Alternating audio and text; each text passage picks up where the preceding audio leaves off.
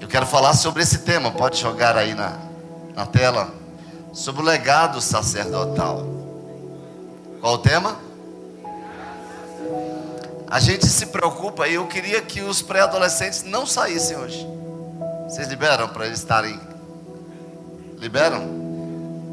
Para que vocês possam estar aqui recebendo essa palavra, porque eu acho que tem tudo a ver com vocês, principalmente com vocês, para a nova geração, e com a geração, obviamente, a geração de pais. Quando a gente pensa em legado sacerdotal, a gente sabe que é o que nós vamos deixar para a nossa geração. E quando nós falamos de sacerdócio, nós estamos falando de algo geracional, porque o propósito do sacerdócio, no início, quando a gente olha lá para o Antigo Testamento, a gente vai perceber que o sacerdócio, ele era passado de pai para filho, então tinha a ver com legado. Mas o que é um sacerdócio? Talvez você não tenha ideia, e está achando interessante que eu, ali nas minhas pesquisas pela internet, vendo que a gente vê pouco isso sendo debatido dentro da igreja evangélica. Quando a gente pensa no propósito de uma vida sacerdotal, de um projeto sacerdotal, no Antigo Testamento essa palavra para sacerdote é quase sem exceção para a expressão Kohen, K-O-H-E-N. E essa palavra indicava alguém que ocupava uma posição honrosa, de responsabilidade, diga honrosa, responsabilidade, e que estava sendo revestido de autoridade sobre as outras pessoas, que servia para designar um oficial eclesiástico. A palavra para sacerdote no Novo Testamento já é hiereus, que significava originalmente um ser poderoso e mais tarde uma pessoa sagrada, representando a própria pessoa de Deus como alguém que era uma referência de uma pessoa dedicada a Deus. Levanta a mão direita e diga: sou eu. E aí a gente olha para a principal função do sacerdote, era mediar a adoração em Israel antigamente, na antiga aliança, mas diretamente conectada com essa função religiosa principal, havia também a função social dos sacerdotes. No meio da sociedade ele era uma pessoa de destaque, além do serviço ali do tabernáculo e posteriormente no templo. Basicamente os sacerdotes, eles tinham também essa função de ocupar as questões administrativas, as questões jurídicas, educacionais, civis e também sociais. Há uma diferença entre o sacerdote e o profeta. O profeta foi nomeado para ser representante de Deus junto ao povo, para ser o seu mensageiro, para interpretar a vontade de Deus no meio do povo. Era um mestre espiritual. Já o sacerdote, ele era representante, diga comigo, representante. Ele era representante do homem junto a Deus. Ele tinha o especial privilégio de se aproximar de Deus, de falar e agir em favor do povo. É verdade que na antiga dispensação, antiga aliança, os sacerdotes também eram mestres, mas o seu ensino era diferente do ensino dos profetas. Os profetas, eles eles tinham um objetivo, eles colocavam o seu olhar, eles focavam ali nos seus deveres, responsabilidades e privilégios morais e espirituais. Já os sacerdotes, eles reforçavam a observância dos rituais envolvidos ali e adequados ao acesso à presença de Deus. Já Hebreus, no Novo Testamento, no capítulo 5, versículo 1, diz a palavra que todo sumo sacerdote é escolhido dentre os homens e designado para representá-los em questões relacionadas com Deus e apresentar ofertas e sacrifícios pelos pecados. Então a gente pode resumir aqui que o sacerdote era um escolhido dentre os homens para ser o seu representante. Você pode dizer isso? Escolhidos dentre os homens para ser o seu representante. Segundo, ele era constituído por Deus, diga isso. Terceiro, ele age no interesse dos homens nas coisas pertencentes a Deus. E o quarto, a sua obra especial consiste em oferecer ofertas e sacrifícios pelos pecados. Ou seja, a obra do sacerdote incluía ainda muito mais que isso. Ele fazia intercessão pelo povo, como diz Levítico 9:22. Depois Arão ergueu as mãos em direção ao povo e o abençoou. E tendo oferecido o sacrifício pelo pecado, o holocausto, o sacrifício de comunhão desceu. Jesus é chamado o grande sacerdote. Mas a gente olha hoje, resumindo tudo isso, olhamos para o que Deus instruiu, o que Deus instituiu sobre o sacerdote do ponto de vista dos nossos dias. Alguém que viria a ser aquele que a sua incumbência era de se colocar na brecha em favor dos homens. Diga, se colocar na brecha em favor dos homens. Isso na nova aliança traz para nós um novo tipo de sacerdote. A gente olha para a primeira carta do apóstolo Pedro, no capítulo 2, versículo 9, diz: vós, porém, repete comigo esse texto: sois raça eleita, sacerdócio real. O que você é? O que você é? Aí o texto diz: nação santa, povo de propriedade exclusiva de Deus, a fim de proclamar, ou seja, com o objetivo, esse sacerdote tem o objetivo de proclamar as virtudes daquele que vos chamou das trevas e os transportou para a sua maravilhosa luz. Esse é você, diga amém. Esse é você, diga aleluia. Um novo tipo de sacerdote, por causa de Jesus. Todo crente é um sacerdote. Diga isso. Agora, isso nos leva a algo que eu digo para você que eu estou temendo e tremendo para ministrar essa palavra.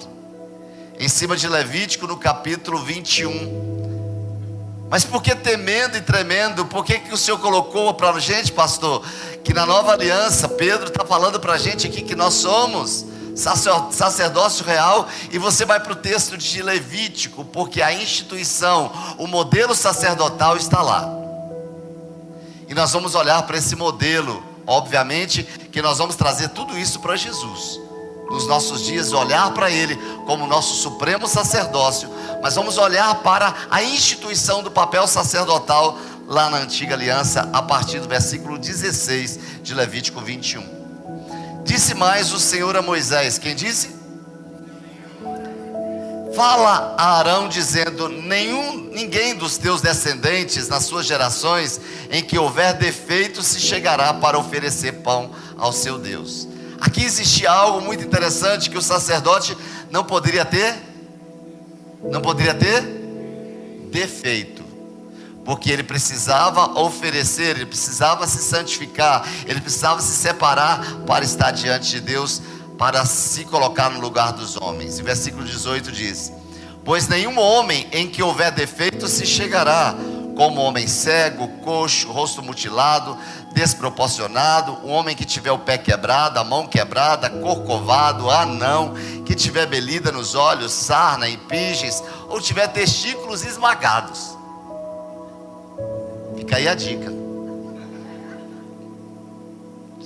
E nenhum homem da descendência de Arão ou sacerdote em que houver algum defeito se chegará para oferecer ofertas queimadas do Senhor. Ele tem defeito, não se chegará para oferecer pão ao seu Deus. Ou seja, aqui está trazendo a característica deste homem, que seria um representante de Deus no meio dos homens, que esse homem não poderia ter. O sacerdote, ele deveria ser uma referência no meio do povo. Você pode dizer isso? E na nova aliança, como você é um sacerdote, você deve ser o quê? Deve ser o quê? Ele é um referencial, um representante de Deus aqui na terra. E sendo defeituoso, ele não poderia exercer o seu ministério. E eu elenquei aqui esses defeitos, para a gente fazer uma autoanálise nessa manhã, dizendo quais deles. Será que, se porventura eu me identifico com algum deles? E o primeiro defeito que nós vamos ver que o sacerdote não poderia ter é cegueira.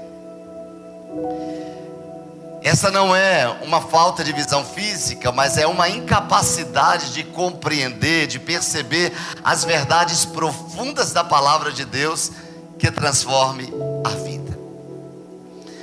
Nos nossos dias nós não podemos permitir que a cegueira espiritual ela seja algo que tome as nossas vidas, algo que traga para o nosso dia a dia o impeditivo de ver como Deus quer que a gente veja.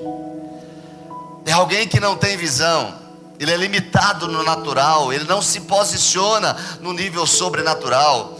E a gente sabe que Deus age no sobrenatural, e a nossa conexão ela deve ser nesse nível. Em que nível?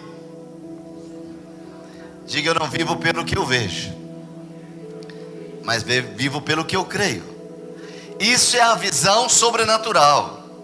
A cegueira espiritual é você olhar no seu dia a dia, é você se comportar no, é você se comportar no dia a dia como alguém que não consegue enxergar do ponto de vista da maneira de Deus.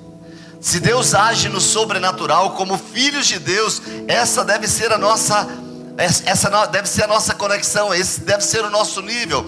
Nós somos chamados para uma conexão além do natural. Você não é natural, você é sobrenatural. Amém? Você pode dizer isso para o seu vizinho? E até pela nossa função, segundo a palavra diz que nós somos guias para as pessoas que não têm luz. E como podemos ter essa responsabilidade de andarmos no mesmo nível que essas pessoas que não têm luz?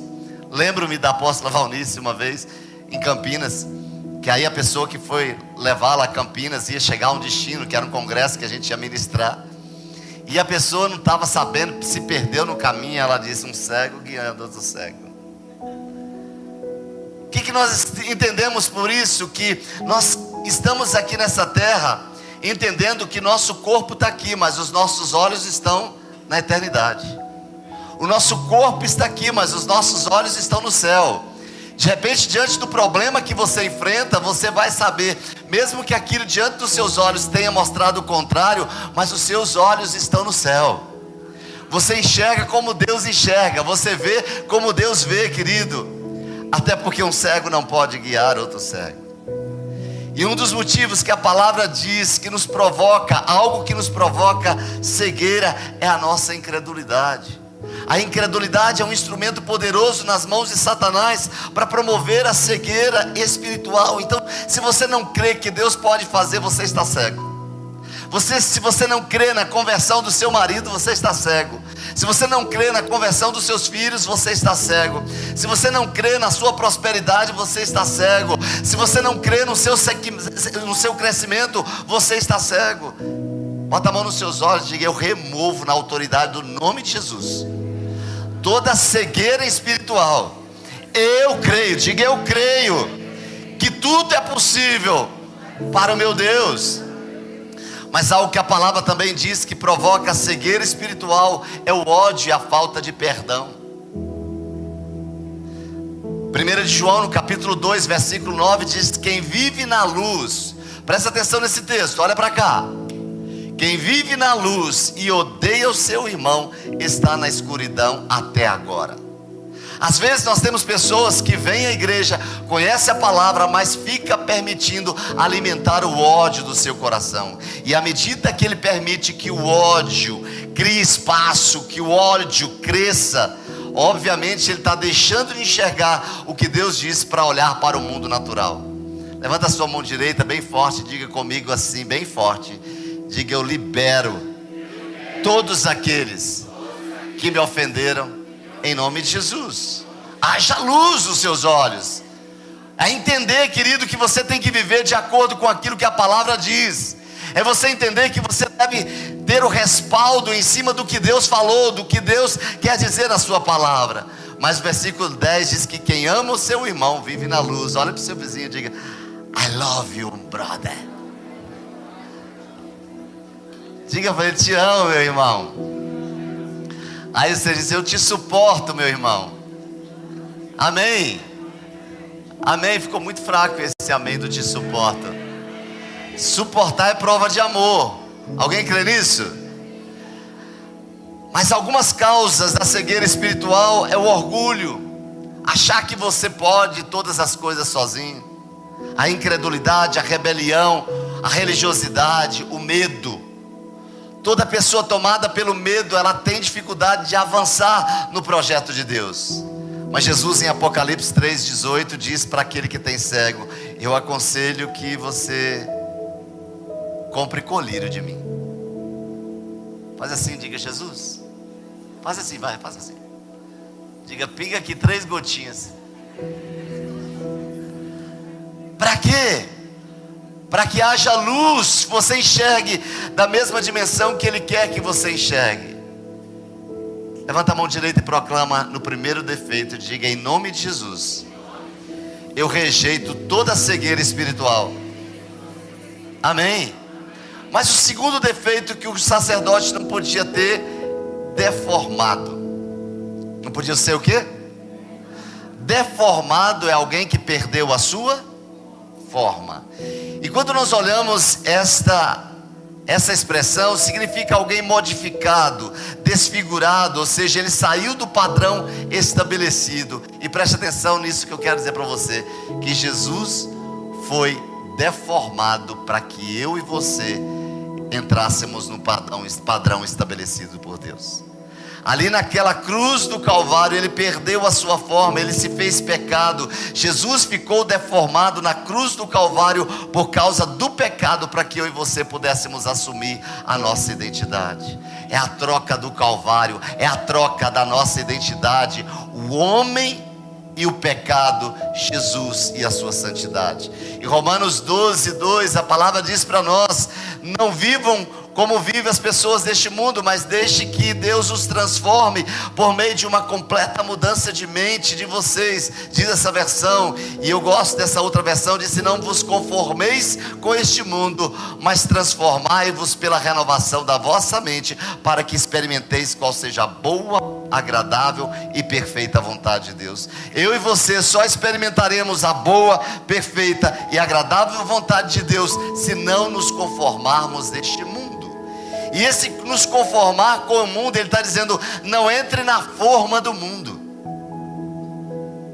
não se equalize na forma deste mundo. Você tem um padrão, você tem uma identidade, e quem não tem essa sua identidade estabelecida, por isso que a gente fala tanto aqui na igreja sobre essa questão de identidade, porque quem não tem a identidade estabelecida, ela será levada por qualquer situação. Na sua identidade está a sua força. Mas se você não se define quem você é em Deus, você será deformado pelos ambientes por onde você vai trafegar. Amém? Então levanta a sua mão direita, mais um defeito que você vai expelir da sua vida, na autoridade do nome de Jesus. Mas vai mais forte, vamos comigo. Eu me arrependo por ter me posicionado, agido, pensado como o mundo pensa. Eu rejeito esse comportamento, essa mentalidade mundana.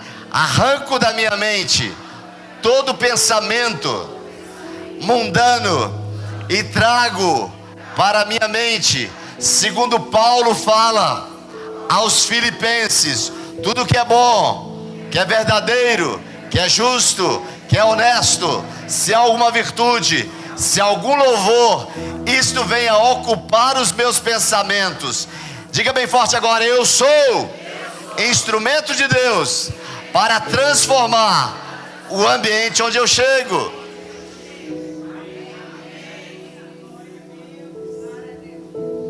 Mas só transforma quem já foi transformado. Só transforma quem já sabe o que é. E o terceiro defeito que não podia ter um sacerdote, não é para nós, ele não poderia ser um coxo. Um coxo, o que é um coxo? Quando o profeta Elias diz para o povo de Israel: até quando cocheareis entre dois pensamentos? Diga: cochear. Olha para cá, cochear entre dois pensamentos, ou Deus ou Baal. Cochear entre dois pensamentos é você estar ali servindo ao mundo e domingo você está na igreja.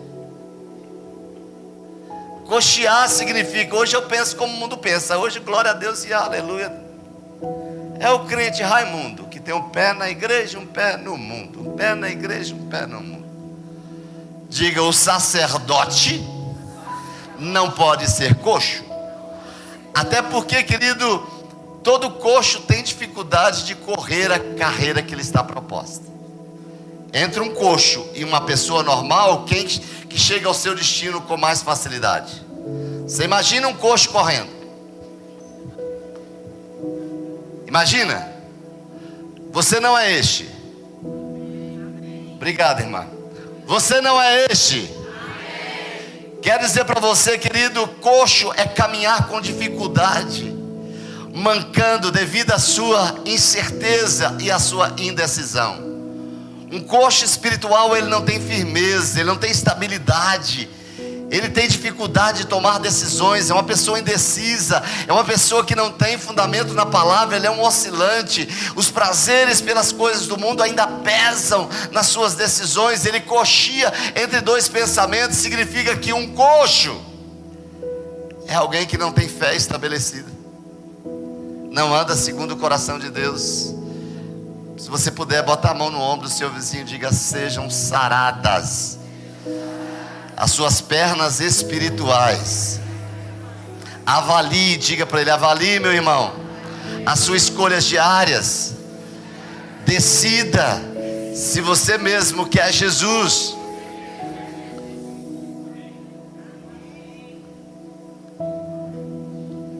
Quantos querem correr a carreira que está proposta? Sejam saradas as suas pernas espirituais, para ativar em você nesta manhã uma oportunidade de você ir muito mais além do que aquilo que você já foi no passado. Levanta a mão direita e diga bem forte, assim como um brado de guerra. Diga assim: é hora de correr a carreira que me está proposta. Amém? Agora você vai tocar nas suas pernas e diga: ser sarada, em nome de Jesus.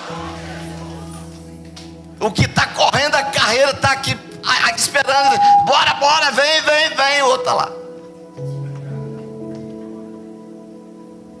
E muitas vezes o outro tem que pegar ali, joga nas costas. Cesse essa sua paralisia espiritual em nome de Jesus. Até o amém para dizer: está paralítico. Seja sarada esta paralisia em nome de Jesus. É hora de ir. É hora de avançar. Cadê os homens neste lugar? Chega de depender da sua mulher.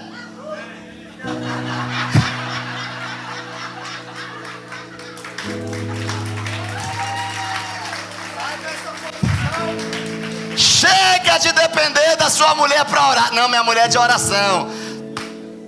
Ela vai para o céu e tu fica. A sua mulher não vai carregar você nas costas. A minha mulher é de oração, eu estou garantido. Tá nada, meu filho. Tá nada. Tudo em Deus é individual. Deus trata com você. Por isso que você tem um nome diferente dos outros. Você tem uma identidade. Amém? Posso continuar? Mas o outro defeito que o sacerdote não podia ter é mão quebrada. Quem lê, entenda. Mão quebrada. Você percebe que todas as vezes que Jesus encontrava alguém ali que tinha a mão mirrada, a mão quebrada, ele parava o que estava fazendo para sarar essa mão. Porque mão fala de autoridade.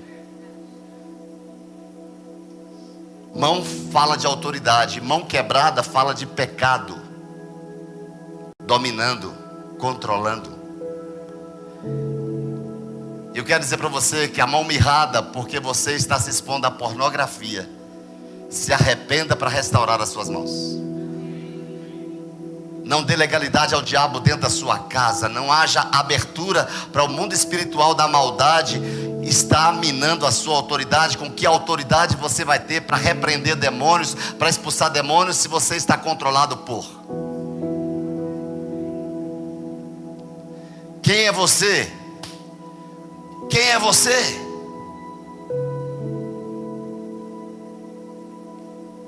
Cadê os sacerdotes desse lugar?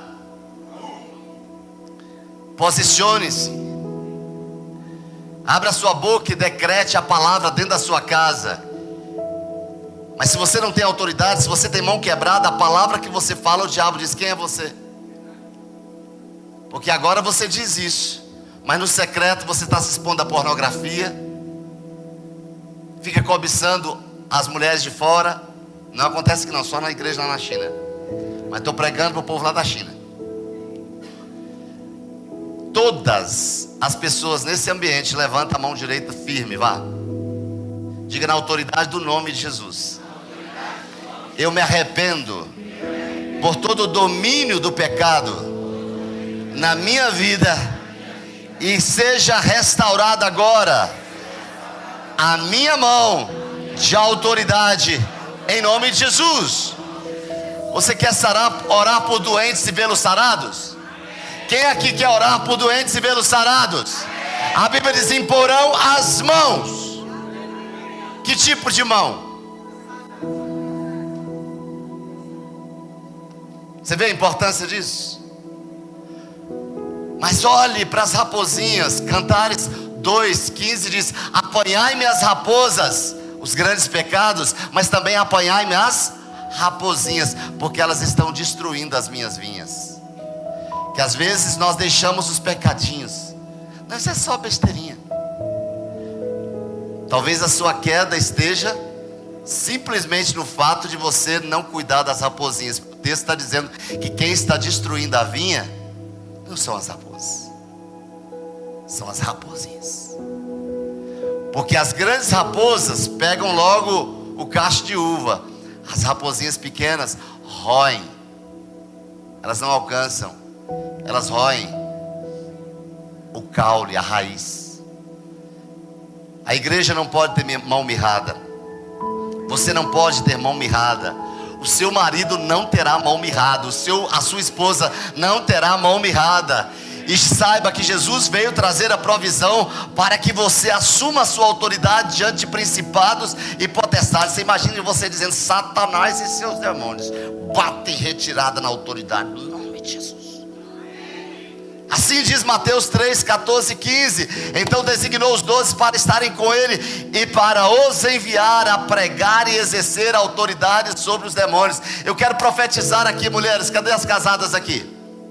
Eu quero profetizar que o seu marido vai ser um sapatinho de fogo a partir de hoje.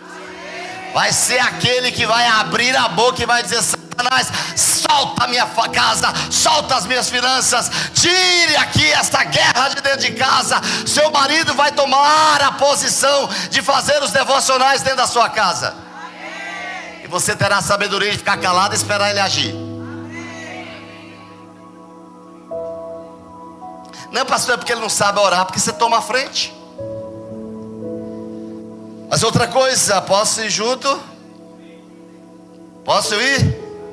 Posso continuar? Outro defeito que o sacerdote não podia ter: corcunda.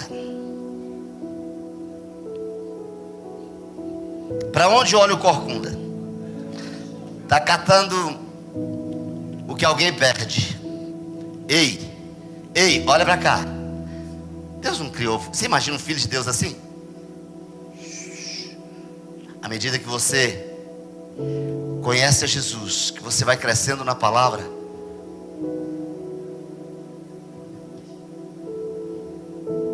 aí Paulo diz: busque as coisas do alto, pense nas coisas do alto, olhando firmemente para Jesus, autor e consumador da sua fé. Levanta a mão direita e diga: chega de andar corcunda. Em nome de Jesus, pare de ficar olhando para as circunstâncias, para os problemas. Pare de olhar para o que não deu certo. Eleva os meus olhos para o monte, de onde virá o meu socorro. O meu socorro não virá dos montes, mas o meu socorro virá do Senhor que fez os céus e a terra. É para lá. Diga comigo: é para lá. Senta aí como alguém que está olhando para cima, vai. Senta aí, senta. Isso é posição de autoridade, gente. Diga para o seu vizinho: ei, liberte-se de toda visão tacanha, medíocre. Pense grande. Eu sempre me lembro nessa hora daquele desenho que as minhas filhas assistiam quando era pequena, Pink Tiquidu. Alguém se lembra desse? Eu penso. E aí a cabeça dela ia crescendo. Mas queridos, pensar nas coisas do alto é você ter visão de futuro. As tempestades virão, mas os seus olhos é colocar o seu foco naquilo que Deus disse. A sua esperança está nele. Você olha para os discípulos no barco. Jesus, antes de atravessar, diz: vamos atravessar para o outro. Vamos atravessar para o outro. Uma promessa. Só que no meio da travessia, um problema aconteceu. Uma tempestade surgiu. Eu quero dizer para você que entre a promessa e o seu cumprimento, tem desertos e tem tempestades. Chegar do outro lado depende de como você enfrenta a tempestade e de como você enfrenta o deserto. Deus não disse para mim, não prometeu para você que vai ser sombra, água fresca e jornal sem letra, para não ter trabalho de ler. Não, Deus disse que nós teríamos aflições. Mas Ele disse, o tempo todo, dia após dia: bate no ombro, tem de bom ânimo, vai. Tem de bom ânimo, vai. Tem de bom ânimo, vai. Tem de bom ânimo, vai. Olha para o alto, olha para o alto. Pense nas coisas do alto, olha para o alto. Eu tenho promessas para você. Eu falei. E se Ele falou, vai acontecer. Eu tenho por certo que as aflições do tempo presente não se podem comparar com as coisas que ainda hão de vir, porque os meus olhos estão no futuro, eu estou correndo para lá. Tire os seus olhos do retrovisor e diminua o tamanho do retrovisor, porque carro que tem retrovisor maior do que para-brisa é carro defeituoso. O retrovisor ele é menor, mas o para-brisa quanto maior. E agora os carros menos espaço tem para mostrar aquilo que está na frente. Eu quero dizer para você que nesse novo tempo, para a igreja do futuro, Deus está tirando todas as arestas que te impedem de olhar para frente. Deus está ampliando, está em uma unção de amplitude espiritual, para que você veja com os olhos de Deus, colocando os seus olhos para o alto. Amém? Diga bem forte, levantando a sua mão direita, diga na autoridade do nome de Jesus: endireita-se, Célio, coloca o seu nome, vai. Diga em nome de Jesus: corcunda espiritual, seja sarada agora, em nome de Jesus. Dentro do barco começaram a ficar loucos ali, loucos, tentando tirar ele. Meu Deus! E Jesus, a Bíblia diz que ele estava dormindo com a cabeça em cima de travesseiro, pena de ganso, com capa de cetim, para não atrapalhar o cabelinho dele. Aí os discípulos: Senhor, a gente está dando duro aqui, olha o que a gente está fazendo.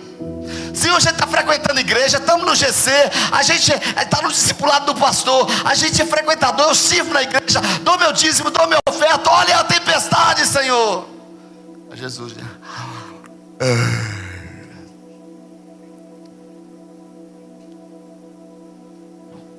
ele estava no barco. Toda pessoa que se desespera, deixe de olhar para quem está no barco e olha para as circunstâncias. Deixa de olhar para o autor e consumador da sua fé, aquele que começa e aquele que termina a obra na sua vida. Eu sempre digo isso. Por que Jesus teve credencial para acalmar a tempestade? Porque Ele não permitiu que a tempestade entrasse dentro dele. Você terá credencial para dizer à tempestade: cesse, quando ela estiver do lado de fora. Amém? Posso continuar? Mas está escrito aqui que não podia ser um anão. Não sei porque vocês estão rindo.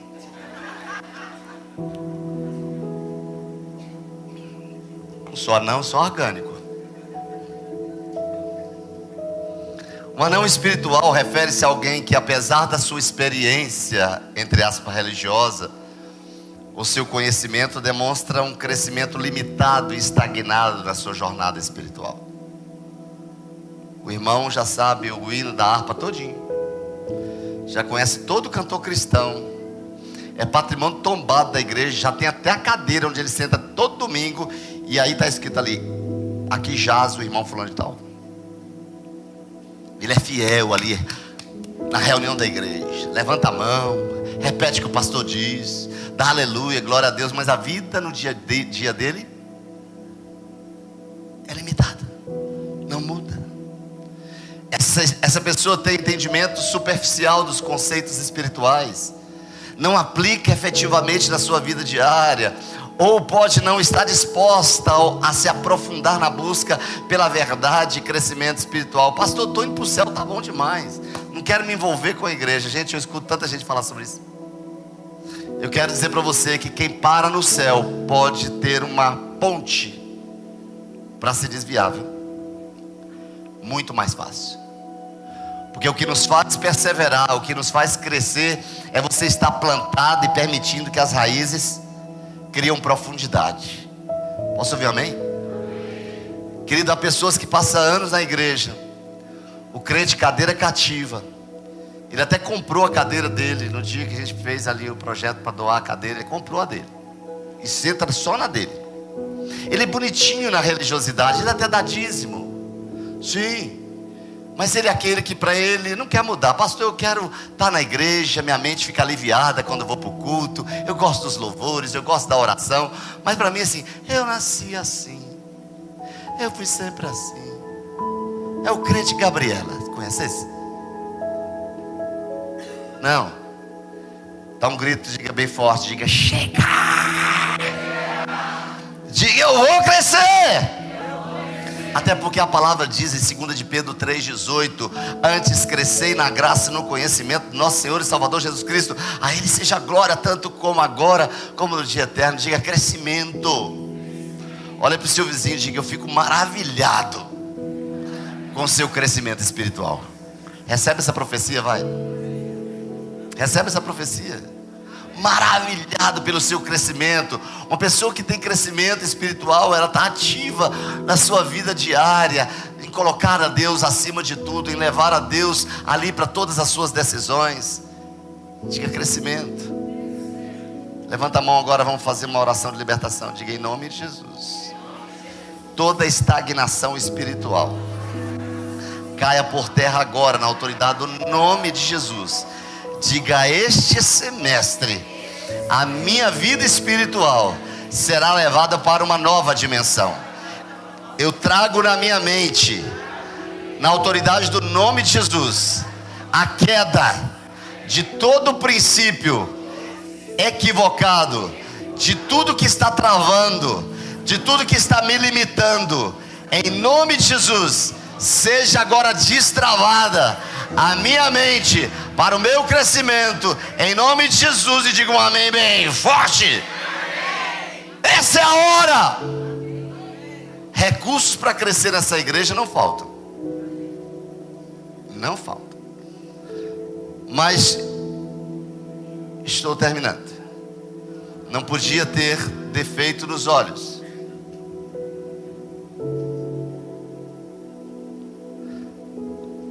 Um sacerdote com defeito nos olhos, a sua visão é debilitada, e por que não dizer limitada?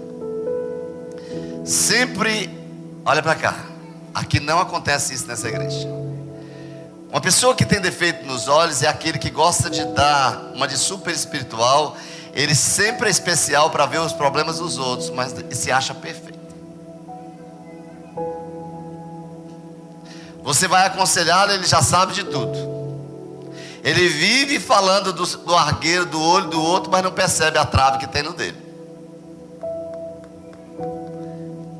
Fui atender uma pessoa uma vez, um teólogo, e o caba estava no pecado.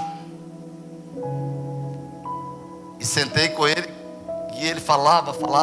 Lembro-me que estava sentado no meu birô e tinha um lustre assim do lado. Não, ficava desse lado aqui. E eu olhando para ele, ele não olhava para mim, só olhava para o lustre, falando sobre Bíblia, sobre Bíblia, sobre Bíblia. Eu disse: ei, volta aqui. Sai debaixo da árvore do conhecimento e vamos para debaixo da árvore da vida. Sua vida está desgraçada, cara.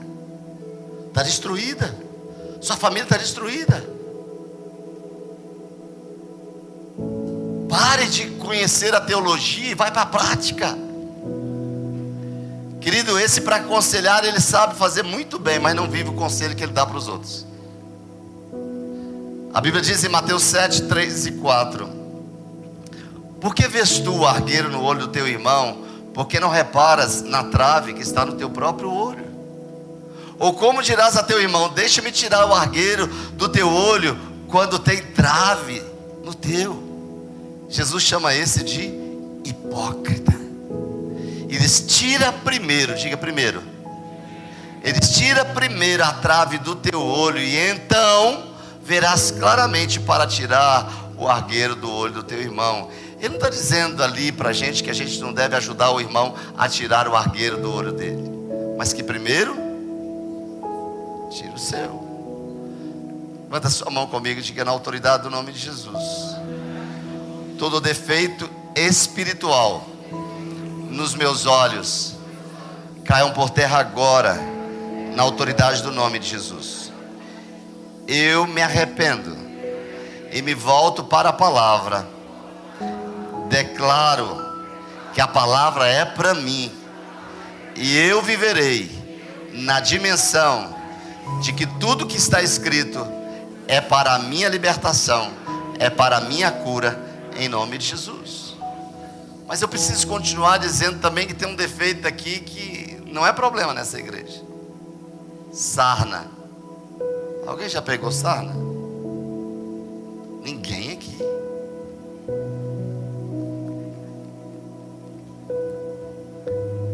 Se eu dissesse para você que eu estou com sarna, terminaria o culto, você me abraçaria? Hã? Por que não? Eu sou um homem de Deus.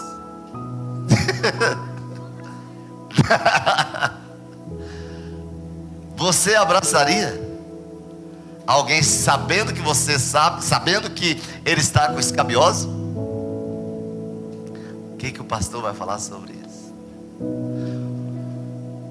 Um crente sarnento é aquele que facilmente ele é inclinado a reclamar de tudo. Conhece alguém aqui? Quem conhece? Ninguém não?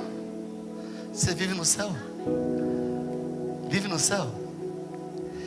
A gente tem, infelizmente, o hábito de reclamar de tudo. A gente reclama do vizinho, a gente reclama do clima. Se não tinha ar-condicionado, está muito quente. Se tem ar-condicionado, está frio.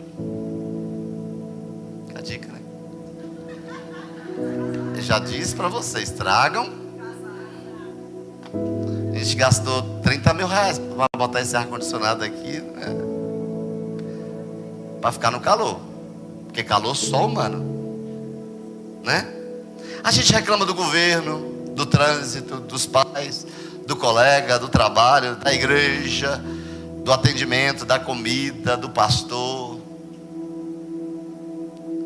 O crente sarnento, ele se queixa de tudo. Choveu, tá ruim. Se tem sol, tá ruim. Qualquer comando que dá na igreja, ele diz: eu acho que não precisa de tanto isso não. Olha para cá. Não rouba o seu irmão de ser curado da sarna. O culto termina tarde ou começa cedo demais, ele reclama. O louvor demora demais, ele reclama. E eu quero dizer para você um perigo: quem convive com sarnento pega a sarna. Sarna pega, e pega mesmo. Ou seja, quem convive com um murmurador tornar-se-á um deles. E todo aquele ambiente é dominado por uma atmosfera negativa. O sarnento jamais conseguirá alcançar as promessas de Deus. Então, se você quer ajudar um sarnento, manda ele calar a boca. Fica a dica.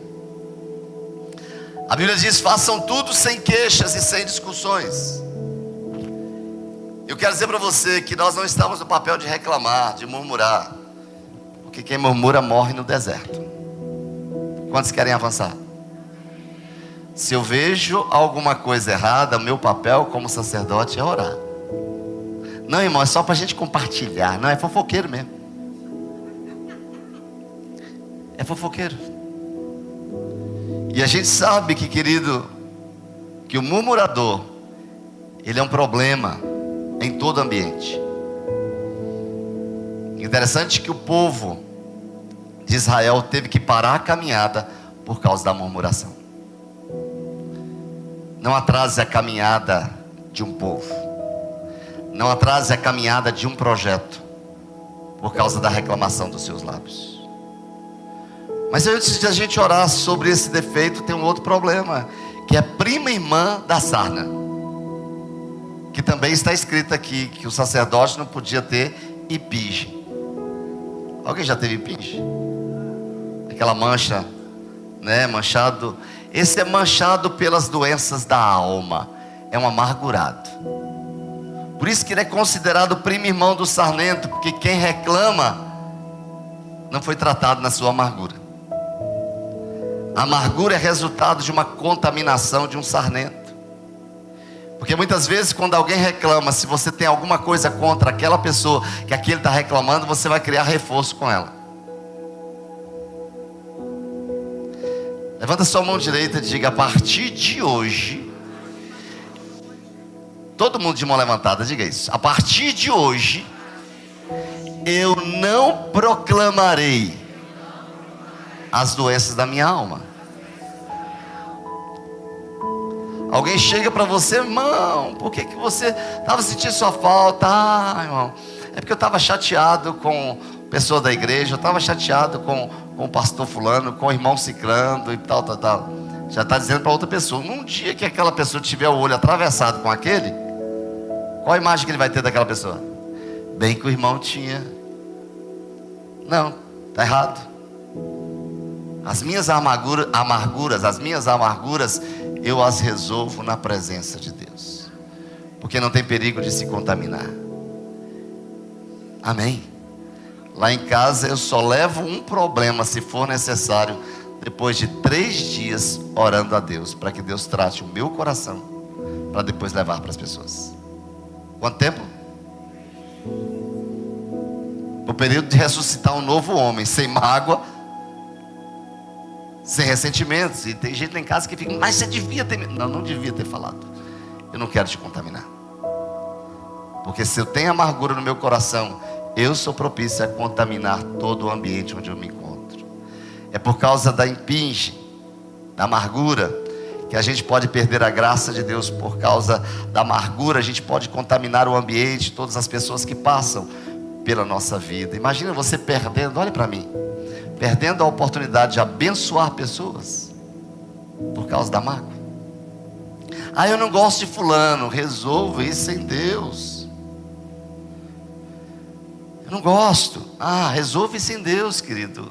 Nós não vamos ter igreja perfeita. Falava isso hoje pela manhã na mensagem. Nós não vamos ter líderes perfeitos. Nós não vamos ter amigos perfeitos. Respira fundo por causa disso. Vai, ainda bem, diga assim: ainda bem. Você é o mais imperfeito de tudo. Ah, eu estou indo para uma igreja maravilhosa. Ah, uma igreja, você chegou, o problema para a igreja, que você não se resolveu. Digo, amargurado precisa se resolver. Querido, saiba que um coração amargurado é morte espiritual, e ele fica paralisado. E se não tem o perdão ali, se houve falta de perdão, obviamente aquilo vai desencadear uma série de doenças do corpo. Isso significa que a impinge pode matar. A amargura pode matar uma pessoa. E o texto de Hebreus 12:15 vai falar com isso: tendo cuidado que ninguém se prive da graça de Deus, de que nenhuma raiz de amargura, quantas? Raiz de amargura vos perturbe. Ficou uma coisa mal resolvida? Vai e resolva. Mas resolva primeiro diante de Deus. E se precisar, vai aos homens. A gente faz o quê? Infelizmente a gente faz o contrário. Amém? Mas por fim, Vocês estão querendo ir embora mesmo. Por fim, o sacerdote não podia ter. Não valeu na segunda, não, tem que ser na primeira. O sacerdote não podia ter testículos esmagados. O que o pastor vai falar sobre isso? Sabemos que testículo se refere a uma parte do órgão sexual masculino, mais precisamente a área ali do sacro escrotal. Em hebraico, esse texto ali traz algo interessante sobre ser trilhado, ser quebrado. E algumas versões significa que uma pessoa que tem o testículo que seja esmagado ou que tem algum defeito físico do nascimento, e que ele certamente significava um homem estéril. Testículo esmagado fala de esterilidade. E testículos esmagados geram esterilidade espiritual. Diga comigo, uma vida humana saudável, ela tem que frutificar. Não está certo se você não frutificar. Não está certo. Organicamente nós somos frutíferos por natureza. Levanta sua mão direita e diga: eu sou frutífero por natureza. Significa que naturalmente você veio a essa terra para gerar filhos espirituais. Amém? E eu pergunto, quanto tempo de crente você tem? Interessante, quando Deus criou o homem, a primeira coisa que Ele se preocupou é liberar sobre o homem uma unção. E a primeira unção que Ele libera sobre a vida do homem, Ele diz para ele: frutificai. Não era só do ponto de vista biológico, de fazer filhos biológicos, porque nós temos uma essência também espiritual.